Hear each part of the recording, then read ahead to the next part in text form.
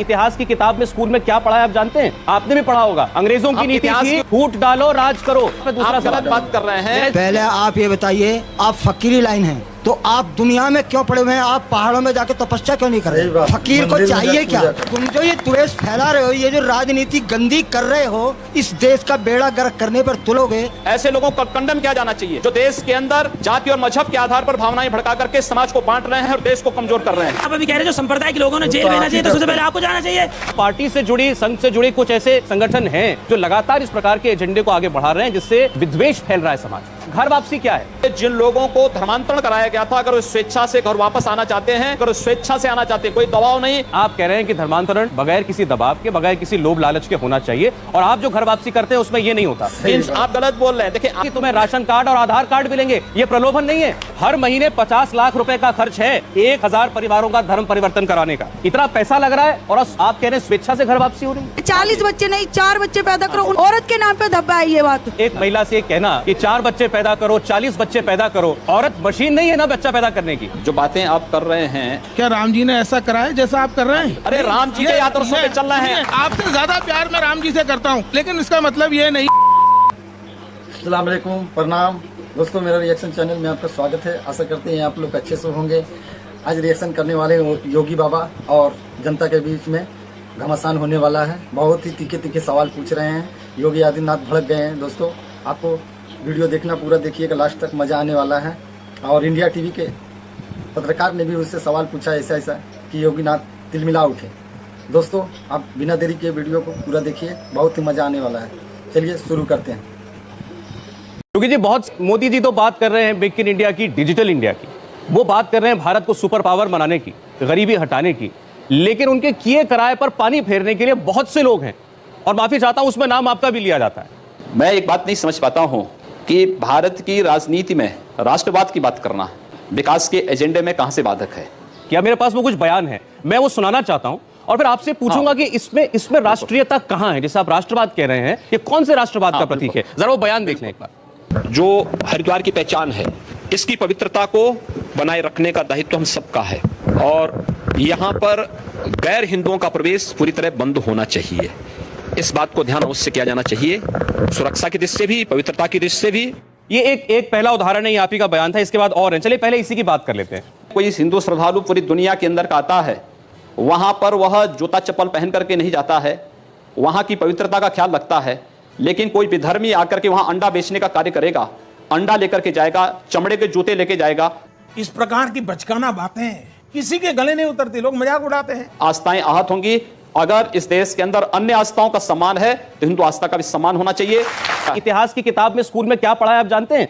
आपने भी पढ़ा होगा। अंग्रेजों की नीति थी, फूट डालो राज करो, फूट डालो राज करो। और आप उस नीति का हवाला दे रहे हैं। नीति पर नहीं, मेरे दूसरा सवाल है। चलिए इस पे दूसरा सवाल गलत बात कर रहे हैं। इस पे दूसरा सवाल सुनिए। डालो राजनीति की नहीं, ये हिंदू आस्था का सम्मान है। मैं उसी पर आ रहा हूं योगी जी, मैं उसी पर आ रहा हूं। योगी जी, जब आप जैसा नेता जो कि पार्लियामेंट में नुमाइंदगी करता है, जब वो ऐसी बात कहता है तो लोगों को लगता है कि ये समाज में विद्वेष फैलाने वाला बयान है।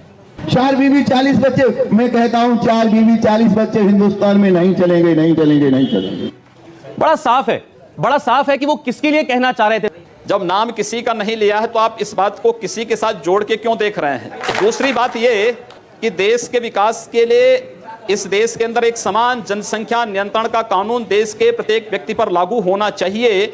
हमारा अगर विकास का एजेंडा है तो देश के विकास के लिए होना चाहिए, समाज के विकास के लिए होना चाहिए, न कि परिवार की जनसंख्या बढ़ाने में हमारे अपने विकास के एजेंडे को लागू करना चाहिए। अपनी ताकत हम देश के विकास में लगाएं, न कि परिवार में संख्या बढ़ाने में लगाएं। जो कहते हैं कि हिंदुओं को भी 40 बच्चे, 4 बच्चे पैदा करने चाहिए।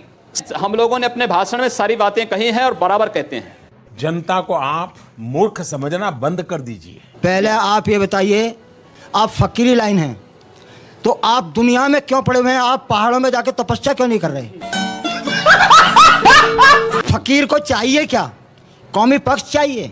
फकीर को चाहिए कि बुलंदी पर पहुंचना और अपने खुदा से मिलना, उससे ताल्लुकात जोड़ना। तपस्या के लिए तुम जो ये द्वेष फैला रहे हो, ये जो राजनीति गंदी कर रहे हो, इस देश का बेड़ा गर्क करने पर तुलोगे। इस सज्जन को क्या तकलीफ है भाई? क्या तकलीफ है इनको?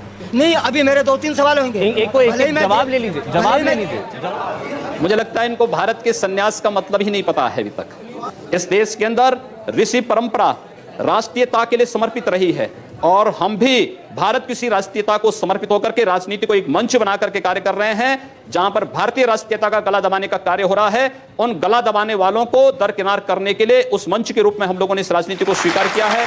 कि जिस तरीके से मोदी सरकार में सलमान खान जैसे व्यक्ति ने एक व्यक्ति को, गरीब व्यक्ति को कुचल दिया शराब पीकर, तो उसको बेल मिल जाती है। लेकिन इस पर मोदी सरकार का बस नहीं है, क्योंकि भारत की न्यायपालिका स्वतंत्र है। मेरा नाम डॉक्टर अहमद खान है। आदित्य जी, आप वैसे तो बहुत भोले हो और बहुत चेहरा भी आपका ऐसा लगता है कि वाकई बहुत मासूम हो। ये झूठ है, झूठ है, झूठ है। लेकिन आप जब भी बात करते हो, आप करते हो कश्मीर की बात करते हो, आप करते हो पाकिस्तान से मुसलमानों की बात करते हो कि बाहर भेजो। नहीं, आपका अगर ये एजेंडा में है कि मुसलमान इस देश से चले जाए तो बताओ कहाँ जाए, भेजो उन्हें, कहाँ भेजना है। अगर आपका यही है भाई, आप तो योगी हो, आप तो कम से कम उनको आशीर्वाद दो। सारे देश के लिए सब फूल है आपके बराबर, आपके लिए। मैंने ये तो नहीं कहा कि मुसलमानों को पाकिस्तान भेज दीजिए। मैंने ये कहा भारत के प्रत्येक नागरिक को सुरक्षा प्रदान करना सरकार की जिम्मेदारी है और भारत की मोदी सरकार इस कार्य का निर्वहन कर रही है। लेकिन आपसे मैं पूछना चाहता हूं, कश्मीर में हिंदुओं के साथ जो कुछ हुआ, क्या कभी आप लोगों ने निंदा किया? क्या अपने जुमे की नमाज में इन बातों को आप लोगों ने कभी खंडन किया कि कश्मीर के हिंदुओं पर जो अत्याचार हुआ है उसका निंदा करते हैं? मेरी आपत्ति है, आपने भी कहा मेरी आपत्ति है। अभी आपने कहा आप लोगों ने इससे क्या तात्पर्य है? क्यों नहीं खंडन किया इन्होंने? नहीं, इससे क्या तात्पर्य है? इन सब से जो ये प्रश्न पूछ रहे हैं, इन सब से मेरा तात्पर्य है कि इन लोगों ने आखिर इस बात का खंडन कभी क्यों नहीं किया कि कश्मीर में जो कुछ हिंदुओं के साथ हुआ वो गलत हुआ है? खंडन करें ये लोग भी उसका। ऐसे लोगों को कंडम किया जाना चाहिए जो देश के अंदर जाति और मजहब के आधार पर भावनाएं भड़का करके समाज को बांट रहे हैं और देश को कमजोर कर रहे हैं।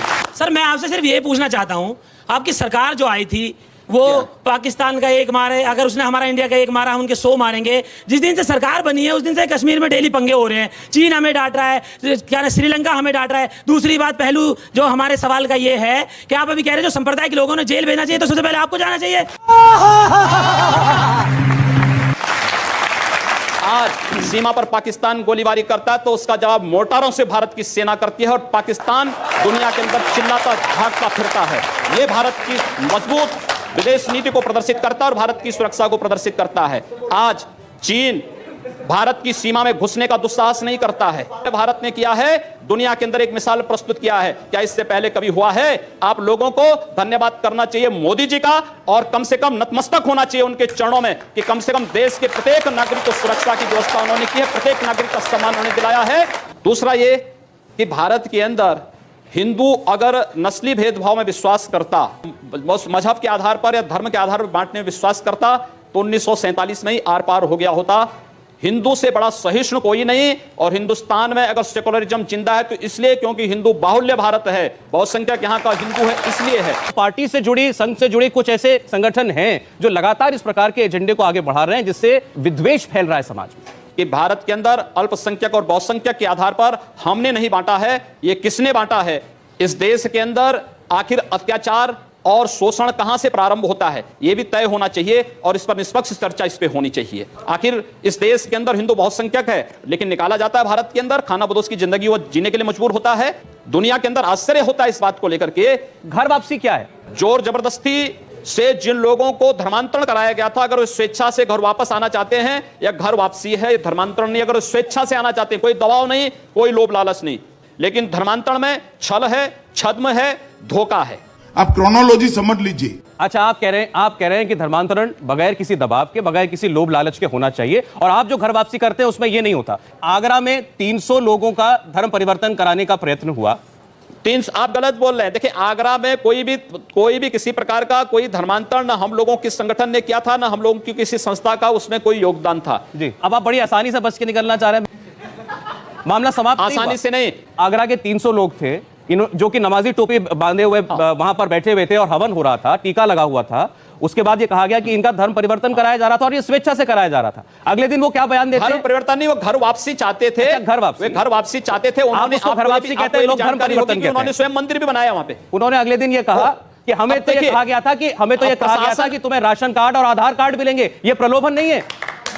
हर महीने 50 लाख रुपए का खर्च है 1000 परिवारों का धर्म परिवर्तन कराने का। 8 से 10 लाख रुपए तो सिर्फ पेट्रोल डीजल पर सिर्फ पश्चिमी उत्तर प्रदेश में खर्च करते हैं हर महीने। इतना पैसा लग रहा है और आप कह रहे हैं स्वेच्छा से घर वापसी हो रही है। लोभ लालच में नहीं ना, और हर वक्तव्य का खंडन नहीं किया जाता है। मैं आपसे एक चंद सवाल पूछना चाहता हूं। न मस्जिद की बात कर, न शिवालोक की बात कर, लोग हैं भूखे तो निवालों की बात कर। मुझे आप बताइए कि धर्म इस निजी मामले को क्यों उठाकर सियासत करते हैं, और इस सियासत में आपको मुंह की खानी पड़ी है यूपी में। सीटें जीते हैं। सुनिए, वो मैं आपको कुछ जानकारी नहीं है। मैं आपसे पूछना चाहूंगी कि 40 बच्चे नहीं 4 बच्चे पैदा करो, औरत के नाम पे धब्बा है ये बात। मुझे लगता है कि आपको भारत की संत परंपरा और ऋषि परंपरा की जानकारी नहीं है, और उसके बारे में पहले जानकारी ले लीजिए और तब जाके वक्तव्य देती तो अच्छा रहता। जी ठीक है। वो ये कह रही हैं कि एक महिला से कहना कि 4 बच्चे पैदा करो, 40 बच्चे पैदा करो, औरत मशीन नहीं है ना बच्चा पैदा करने की। कहा कि अल्पसंख्यकों में असुरक्षा है, चिंता है, और ये सब कुछ हुआ है घर वापसी, लव जिहाद, चर्च पर हमले, इन जैसे मुद्दों की वजह से। जो बातें आप कर रहे हैं, आगरा में एक चर्च पर हमला हुआ तो पता लगा कि एक ईसाई महिला का कोई प्रेमी था, उसने हमला किया था। अब उसके लिए आप हिंदू समाज को और सरकार को दोषी ठहराएं तो मुझे लगता है कि स्वयं आप विकास के एजेंडे से स्वयं हट रहे हैं और आम जनता का ध्यान विकास के एजेंडे से भटका रहे हैं। चलिए ठीक। मैं आपसे एक प्रश्न पूछना चाहता हूं, क्या राम जी ने ऐसा करा है जैसा आप कर रहे हैं? अरे राम जी के आदर्शों पे चल रहे हैं, आपको भी राम जी से आदर्श उनके आदर्श मुझे राम जी से, आपसे ज्यादा प्यार मैं राम जी से करता हूं, लेकिन इसका मतलब ये नहीं है मुसलमानों ने यहाँ 700 साल हुकूमत की है। अगर धर्म परिवर्तन का ये जो आप कह रहे हैं तो ये सारे यहाँ मुसलमानों से, कोई हिंदू नहीं होता। मुसलमानों ने हमेशा ही प्यार और मोहब्बत से काम लिया है, और हम भी उसी में से हैं, हम भी हिंदुओं में से हैं। आपको अपना डीएनए जांच कराना चाहिए, किसी हिंदू का डीएनए निकलेगा। इतना छोटा पहले कभी नहीं हुआ होगा। दोस्तों, कैसा लगा मेरा डिबेट वीडियो? आशा करते हैं आपको अच्छा लगा हो। दोस्तों, योगीनाथ जो है तिलबिला उठा, इंडिया टीवी के पत्रकार ने ऐसा सवाल पूछा और जनता ने, तो योगीनाथ के पास कोई जवाब ही नहीं। दोस्तों, आशा करते हैं मेरा वीडियो अच्छा लगा हो। अगर अच्छा लगा हो तो लाइक सब्सक्राइब कर दीजिए। मिलते हैं नेक्स्ट वीडियो में। जय हिंद।